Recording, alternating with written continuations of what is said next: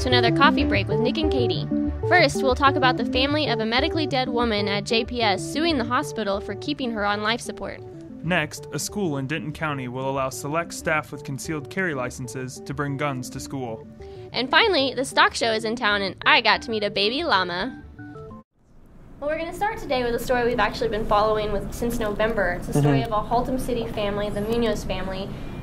They're suing JPS Hospital for keeping the mother of an unborn child on life support despite the family's wishes.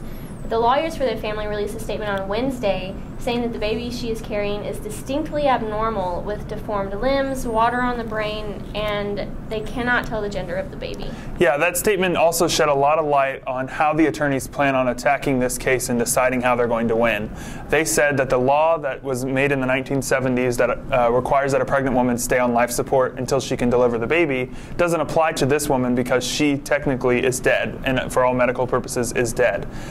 That's an interesting side of it that I think we'll definitely be continuing to follow. But there's also going to be more developments this week, right? Yeah, district judge is going to hear the arguments for both sides tomorrow and then is supposed to make a decision on whether or not to grant the family's request. So we'll be sure and keep you posted. Another big story this week out of Argyle, which is up in Denton County, is that they've decided to approve a policy that allows some employees to have concealed handguns on campus and at campus events. So interesting. It's really interesting, and I think it's a response to the major crisis of school security that we have across America. So we've had backlash and we've had support. One woman said it's a terrible idea, and another guy said that it showed that the school board had common sense and a backbone. Yeah, we'll definitely need to follow that program and see how they regulate it, what the rules are going to be, and also see if it's going to be something that's implemented across the state and across the nation. Definitely.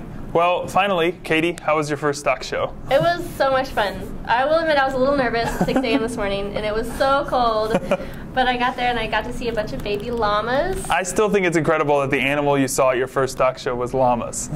Yeah, I don't think it's what people typically think about when they think about the stock show, but if I didn't live in an apartment, I might have brought home a llama. I would love to see that in your apartment. It was pretty cute. Well, keep up with the stock show at startelegram.com/stockshow. Follow us on Facebook and Twitter, and find all the stories we talked about today in the description below. Have a great weekend.